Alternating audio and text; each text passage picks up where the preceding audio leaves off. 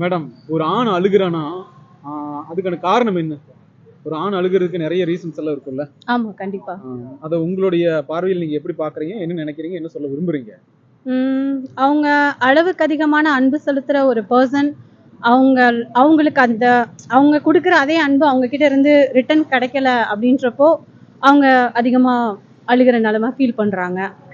அப்புறம் அவங்களுக்கு ஃபேமிலி வைஸாகவும் நிறைய ரெஸ்பான்சிபிலிட்டிஸ் இருக்கிறனால அந்த ரெஸ்பான்சிபிலிட்டிஸ்லாம் எப்படி கம்ப்ளீட் பண்ண போறோம் அப்படின்ற அந்த ஒரு திங்கிங்லையும் அவங்களுக்கு மனசுக்குள்ள அழுக வருது. வேலையெல்லாம் கிடைக்காம பொண்ணு கிடைக்காம அப்படி சொல்றது இல்ல, ரெஸ்பான்சிபிலிட்டிஸ் கவர் பண்ணாலே அவங்களுக்கு கண்டிப்பா அவங்களுக்கான பொண்ணு கிடைப்பாங்கன்னு நினைக்கிறேன். மெயின் அதுதான். அவங்களுக்கு நிறைய பொறுப்புகள் இருக்கு. கேர்ள்ஸை விட பாய்ஸ்க்கு நிறைய பொறுப்பு இருக்கு. ஸோ அந்த பொறுப்பெல்லாம் அவங்க எப்படி ஒவ்வொரு டாஸ்காக கம்ப்ளீட் பண்ணுறது அப்படின்ற அந்த திங்கிங்லேயே அவங்களுக்கு நடக்கிற ப்ரெஷர்ஸ், அந்த மிடில் அந்த லைஃப்பில் அவங்க அச்சீவ்மெண்ட் அடையிறதுக்குள்ளே நடக்கிற விஷயங்கள் எல்லாமே அவங்களுக்கு மனசால ரொம்ப பாதிக்கப்படுறாங்க. அதெல்லாம் நான் எப்படி சொல்றது, அழுகுறாங்க. ஆனா பொண்ணுங்க அழுக வெளியே தெரியும், பசங்க அழுக வெளியே தெரியறது இல்ல. அவங்க மனசுக்குள்ளேயே அழுதுகிறாங்க. மோஸ்ட்லி அவங்களோட பில்லோஸ்க்கு கேட்டா தெரியும்னு நினைக்கிறேன். அப்படிதான் என்னோட ஃப்ரெண்ட் ஒருத்தர் அப்படிதான். அவருக்கு நிறைய கஷ்டம் இருக்கு, பட் அவர் வெளியே காட்டிக்கவே மாட்டாரு. ரொம்ப நல்லா சிரிச்சு பேசுவாரு. பட் அவர் நைட்டு அந்த பெட்ல தூங்கும் போது அவருக்கு அதை கண்ட்ரோல் பண்ண முடியாது. அது ஒரு எமோஷன்ல. ஸோ அப்போ நிறைய அழுவேன் அப்படின்னு சொல்லியிருக்காங்க. ஸோ அதை வச்சுதான் நான் சொல்றேன். நிறைய ஓவர் திங்கிங் ஆயிட்டே இருக்கும் அப்படின்னு, ஒரு நிம்மதியான ஸ்லீப் இருக்காது அப்படின்னு சொல்லியிருக்காங்க. ஸோ இல்ல இல்ல, அது பாய்ஸ் எல்லாருக்குமே இருக்கு. ஸோ என்ன சொல்றது, ஸோ கேர்ள்ஸால அவங்களுக்கு ஏதாவது பாதிப்பு இருந்துச்சுன்னா நானும் ஒரு கேர்ள்ஸ் சாரி கேட்டுக்கிறேன், அவ்வளோதான். ஒரு ஆண் அழுகிறதுங்கிறது கஷ்ட நஷ்டங்கிறத விட தாயினுடைய கருவறையில் இருந்து முதல் முறையாக பூமியில் விழும் பொழுதே அது அழுகு குரலால் தான் ஃபஸ்ட்டு அது ஆணாக இருந்தாலும் பெண்ணாக இருந்தாலும் இந்த உலகத்துக்கு ஃபஸ்ட்டு பூமியில் விழுகும் போதே அழுதுகிட்டே தான் அந்த குழந்தை இந்த பூமியில் விழுகுது. அப்போ அழுகை எங்கே ஸ்டார்ட் ஆகுது அப்படின்னு சொன்னால் தன்னுடைய பிறப்பிலே ஸ்டார்ட் ஆகுது. மனம் வந்ததுக்கப்புறம் அவன் அந்த அழுகை நிலைக்கு வரான். எப்போ வரான்னா, இது எங்கள் அப்பா, எங்கள் அம்மா, இது என் பாட்டி, இது என்னுடைய ப்ராப்பர்ட்டி அப்படிங்கிறது எப்போ ஒரு மனிதனுக்கு அழுகைங்கிறது ஸ்டார்ட் ஆகுதுன்னா மனம் வந்ததுக்கப்புறம் ஸ்டார்ட் ஆகுது. ஒவ்வொரு வளர்ந்து வாலிபனாகி வரக்கூடிய ஒரு காலகட்டங்களில் அவனுக்கு இயற்கையிலே அந்த ஒரு மாற்றத்துக்கு உண்டான ஒரு ஸ்டேஜுகள் வர்றப்ப வேலை இல்லை அப்படிங்கிற ஒரு சூழ்நிலை வந்துடுது. இரண்டாவது நாம் வாழ்க்கையில் ஒரு செட்டில்ட் ஆகணும் அப்படிங்கிற ஒரு நிலை வருது. மூன்றாவது லைஃப்பில் நல்லபடியாக செட்டில் ஆகணும் அப்படின்னு நினச்சோம்னா நம்ம நல்லபடியாக வேலையில் இருக்கணும். வேலையில் இல்லைன்னா நம்மளை யாரும் மதிக்க மாட்டாங்க, ஃபியூச்சரில் எந்த ஒரு பெண் எதுவும் கொடுக்க மாட்டாங்க. அப்படிங்கிறதுனால ஒரு ஆண் அந்த அழுகை இருந்துக்கிட்டு இருக்கு. மனம் சார்ந்தது தான், மனம்தான். எப்போ இந்த அழுகை நம்மளை விட்டு போகும்னா மனம் நம்மளை விட்டு போச்சுன்னா தான் பிணமாயிடுவோம். அது வரைக்கும் இந்த அழுகுறலைங்கிறது ஒரு மனிதனுக்கு பிகினிங்லேருந்து எண்டு வரைக்கும் இருக்கும். அப்பேற்பட்ட அந்த பிறப்பில் எடுத்ததுக்கு காரணம் நம்ம ஆசை, காமம், பாசம் என்கிற 3 செட்டாருக்குள்ளதான் இதனுடைய மனிதனுடைய ரொட்டேஷனே இருக்குது. அது எவ்வளோ பெரிய ஆளாக இருந்தாலும் சரி, எதுவுமே நிரந்தரம் இல்லாத இந்த உலகத்தில் நம்ம எதுக்காக நம்ம வருத்தப்படணும்? நம்ம கண்ணுக்கு முன்னாடியே 2 பேர் இறந்து போய்கிட்டு இருக்காங்க, நம்ம இருந்துக்கிட்டு இருக்கோம், வாழ்ந்துக்கிட்டு இருக்கோம். அப்போ யோசிக்கணும், நிரந்தரம் இல்லாத உலகத்தில் இதை மட்டும் ஏன் நம்ம கஷ்டமாக எடுத்து வச்சுக்கிட்டு நம்ம அழுகணும்? ஏன் இந்த டிப்ரெஷனுக்குள்ளே போகணும்? அப்படிங்கிற அந்த ஒரு சூழ்நிலையை இவன் பிரித்து பார்க்கணும். சிலந்தி வலை பின்னுறது பார்த்துருக்கீங்களா? அந்த சிலந்தி வலை தனக்காக பின்னும். ஆனால் அந்த சிலந்திக்கு தெரியாது நாம் பின்னுற வலையில் நாம் விழுது செத்துருவோம்னு அதுக்கு தெரியாது. அது மாதிரி தான் இந்த மனிதனுடைய வாழ்க்கை. அப்போது லைஃப்பில் செட்டில் ஆனதுக்கு மட்டும்தான் அந்த அழுகையா அப்படின்னா அது 100% கிடையாது. அவன் பிறக்கும் போதே அழுது தான் கீழே வர்றான் பூமிக்கு. பிகாஸ் இஃப் சம்மன் நான் சொல்கிறது கேட்கலன்னா உடனே எனக்கு கோபம் வந்துடும், சேடாகவும் ஆகிடும். ஸோ நான் அப்படியே தனியார் ஒரு ரூமுக்கு போயிடுவேன். மேடம், நீங்கள் சொல்லுங்கள், ஒரு ஆணுடைய வலி, அதாவது ஒரு ஆணுடைய அழுகைக்கான காரணம் என்னவா இருக்கும் அப்படின்னு நீங்கள் நினைக்கிறீங்க? எதாலும் இருக்கலாம். எல்லா ப்ராப்ளம்ஸ், ஸ்டோரிஸ், பாஸ்ட், ஃபியூச்சர் எல்லாமே இருக்கும். அப்படியா? அதாவது சில ஆண்கள் சொல்ல முடியாத வழியெல்லாம் உள்ள வச்சுட்டு பாத்ரூம்ல எல்லாம் உட்காந்து அழுவாங்க இல்ல? அதெல்லாம் நீங்க கூட அனுபவிச்சிருப்பீங்க, இல்லை பார்த்துருப்பீங்க, கேட்டிருப்பீங்கல்ல. அதை வச்சு நீங்க என்ன நினைக்கிறீங்க, என்ன சொல்ல விரும்புறீங்க? ரொம்பவே ஷாக்கிங்காக இருக்கும் சார். ஒரு ஆண் அப்படியே பிரேக் டவுன் பண்ணுறது கொஞ்சம் ஷாக்கிங்காகவே இருக்கும். அதாவது சொல்ல முடியாத வழிகளை உள்ள அடக்கி வச்சிருப்பாங்க, வெளியே சொல்ல முடியாது. ஏன்னா மானம் போயிருமோ, இல்லைன்னா எங்கேயாவது யாராவது ஏதாவது நினைச்சிருவாங்களோ அப்படின்னாலும் நினைச்சிருப்பாங்கல்ல. அதெல்லாம் உள்ளுக்குள்ளேயே அடக்கி வச்சிருப்பாங்க, வெளியே சொல்ல முடியாத நிலைமையில வச்சிருப்பாங்க.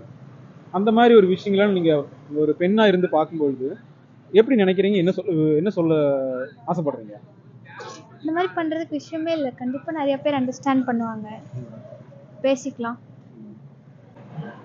ஆம்பளை அழுகிறதுக்கு என்ன காரணம்? மென்ன அழுகிறதுக்கான காரணம் வந்து பெஸ்ட்டு ஃபினான்ஷியலாக தான் இருக்கிறது. நிறைய பேர்த்துக்கு நிறைய ஆசை இருக்கும், அது யாருனாலையும் அவங்கள்ட்ட இருக்க ஃபினான்ஷியல் வச்சு பண்ண முடியாது. ரெண்டாவது வந்துட்டு என்ன, ஒரு 20 வயசுக்கு மேலே வந்துட்டு வேலைக்கு போகணும், எல்லாத்தையும் ரெஸ்பான்சிபிலிட்டி ஜாஸ்தி. லவ் ஃபெயிலியர் எனக்கு இது வரைக்கும் ஆனது இல்லை, அண்ணனுக்கு ஆயிருக்கு.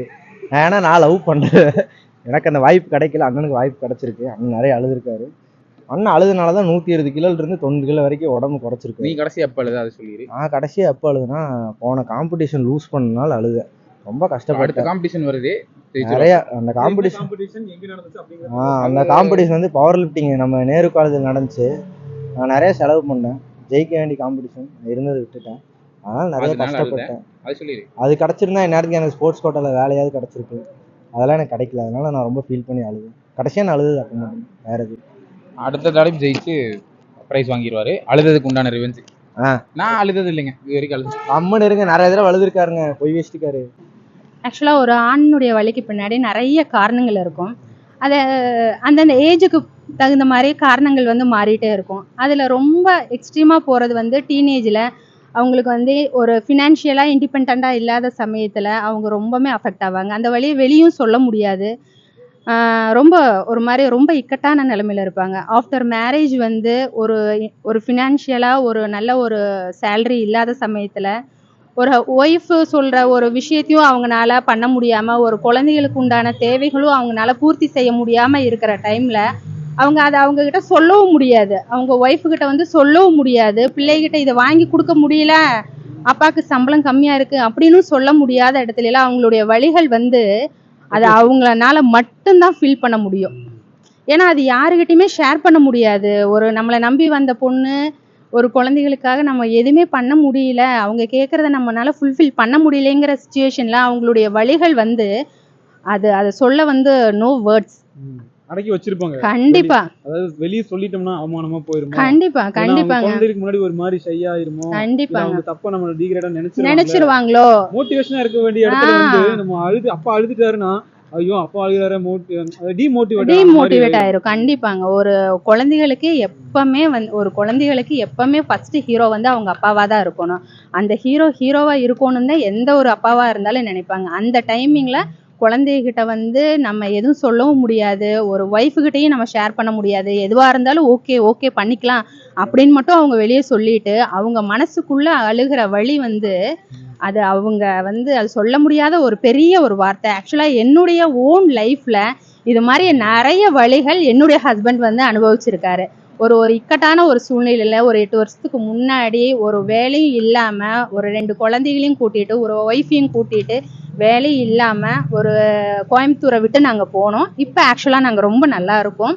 பட் அந்த டைமில் ஒரு 20 days ஒரு 1 month என் ஹஸ்பண்ட் அனுபவித்த வழிகள் வந்து அது எனக்கு மட்டும்தான் தெரியும். எனக்கு தெரியாத சில வழிகள் இருக்குது, இன்னுமே அவர் என்கிட்ட ஷேர் பண்ணலை. அதுதான் ஆண். கண்டிப்பா அதுதான் ஆண். ஆனா இப்போ சொல்ல முடியாது, உள்ள கதறுவாங்க.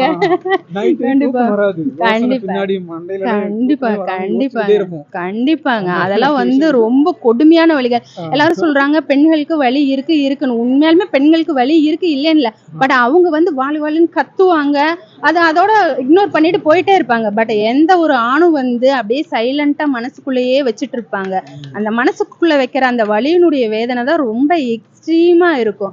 அது வெளியே வாய் விட்டு, இதை என் ஹஸ்பண்ட்லாம் பார்த்தீங்கன்னா எதுவாக இருந்தாலும் பேசுனா ஓகே, முடிஞ்சிரும். ஆனா அது பேச மாட்டாங்க. அது அப்படியே மனசுக்குள்ள வச்சுக்கிட்டே இருப்பாங்க. நான் சொல்லுவேன், எதுவா இருந்தாலும் கோவமா இருந்தாலும் அது வெளியே காட்டிருங்க. அதை அதோட இக்னோர் பண்ணிட்டு போயிருங்க அப்படின்னு சொன்னா அதை அவங்க காட்ட மாட்டாங்க. எனக்குன்னு இல்லை, என்னுடைய ஹஸ்பண்டுன்னு கிடையாது. ஒரு கிட்டத்தட்ட ஒரு 100க்கு ஒரு 90% ஆண்கள் வந்து அப்படிதான் இருக்கிறாங்க. Correct. அதேதான். ஏன்னா அப்படிதான் அது வெளிய இருப்பாங்க. சொல்ல முடியாது. சொல்ல முடியாது. கண்டிப்பா கண்டிப்பா நீங்க கரெக்டான கொஸ்டின் கரெக்டான ஆள்கிட்ட கேட்டிருக்கீங்க. அதான் சரி. ஏன்னா வலிகள் அனுபவிச்ச ஒரு ஆணின் ஒரு மனைவியா நான் இந்த இடத்துல பேசுறதுல எனக்கு ரொம்ப பெருமையா இருக்கு. Super madam. இப்ப நான் 8 வருஷத்துக்கு முன்னாடி ஒரு வலி அனுபவிச்ச ஒரு ஆணின் கூட இருந்துட்டு இப்ப லைஃப்ல சூப்பரா சக்சஸ் பண்ண ஒரு ஆணின் ஒய்ஃபா இருந்து நான் இந்த இடத்துல பேசுறதுல நான் ரொம்ப ப்ரவுட் மூவ்மெண்டா இருக்கேன். வாழ்த்துக்கள் ரொம்ப கண்டிப்பா. எங்க வீட்டு கிரக பிரவேசம் இப்ப 8 வருஷத்துக்கு முன்னாடி திருப்பூருக்கு போனோம். எங்க வீட்டு கிரக பிரவேசம் போன ஏப்ரல் 13 தான் ஃபினிஷ் ஆச்சு. ஒரு திருப்பூர்ல ஒரு வீடு வந்து ஒரு கையில காசு இல்லாம வேலை இல்லாம ஒரு திருப்பூருக்கு போன நாங்க இன்னைக்கு திருப்பூர்ல ஒரு 2 வீக்ஸ் முன்னாடி கிரக பிரவேசம் முடிச்சிருக்கோம். அப்படிங்கிறது இந்த இடத்துல உங்களுடைய சேனல்ல நான் சொல்றதை நான் ரொம்ப ப்ரௌடா இருக்கேன். சூப்பர். ரொம்ப நன்றி. ரொம்ப தேங்க்ஸ். இத்தனை விதத்துல என்னைய வந்து நீங்க வந்து இன்டர்வியூ கூப்பிட்டது ரொம்ப ரொம்ப தேங்க்ஸ். தேங்க்யூங்க.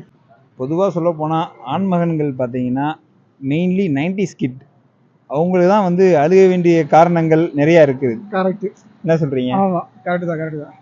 இந்த 2K கிட்ஸுக்கு வந்து அழுகிறதுக்கான வாய்ப்புகளே கிடைக்காது. சரி. ஏன்னா அவங்க வந்து ஒரு கம்ஃபர்ட் ஜோனில்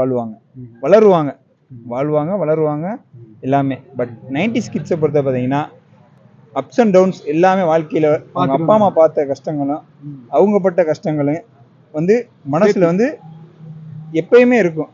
அந்த அழுத்தம் இருக்கிறதுனால தான் வந்து பார்த்தீங்கன்னா அதை வந்து சிரிப்பாக வந்து அவங்க வெளிப்படுத்துவாங்க. Face many problems. அதுக்கான கான்சிக்வன்சஸையும் பார்த்தீங்கன்னா அவங்க சோலோவாக அவங்களே வந்து இந்த கான்சிக்வன்ஸையும் ஃபேஸ் பண்ணுறாங்க.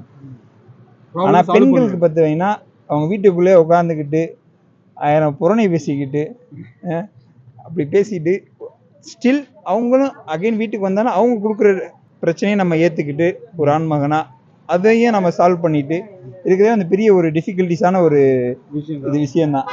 லவ் ஃபெயிலியரில் பார்த்தீங்கன்னா பெண்கள் வந்துட்டு அவங்களோட எமோஷன்ஸை வந்துட்டு ஈஸியாக பாஸ் ஓவர் பண்ணி அடுத்த பர்சன்கிட்ட போயிடுவாங்க. பட் மென்னா மென்னா maybe it may applicable to both 2K kids and 90 kids. மென்னா நம்ம வந்துட்டு ஸ்டில் வந்து அந்த ஒரு இதுலேருந்து வெளில வர்றதுக்கு இப்போ நம்மளுக்கு வந்து 60 நாட்கள் ஆகுதுன்னா அவங்களுக்கு வந்து 6 நாள் தான் ஆகும் பெண்களுக்கு. புரியுங்களா? அப்படின்ற அந்த 60 நாள்களை வந்து நம்ம வந்து அழுகிறத நம்மளுக்குள்ளேயே வச்சுக்கிட்டு வீட்டில் யாருக்கும் தெரியாமல், புரியுங்களா, வெளியில் சொல்லாமல் அழுகிறதுனா கண்ணீர் விட்டு அழுகிறது மட்டும் அழுகிறது கிடையாது. உள்ளுக்குள்ளேயே வச்சுக்கிட்டு மனசில் வந்து நம்ம ப்ரெசன்ஸ் இங்கே இருக்கும். பட் வந்து மென்டலி நம்ம இங்கே இருக்க மாட்டோம். அதுதான் வந்து ஒரு அழுகிறதுக்கான ஒரு காரணம். ஆமா, காரணம் கிடையாது. அதுதான் வந்து அறிகுறி. நைட்டு தூக்கம் வராது.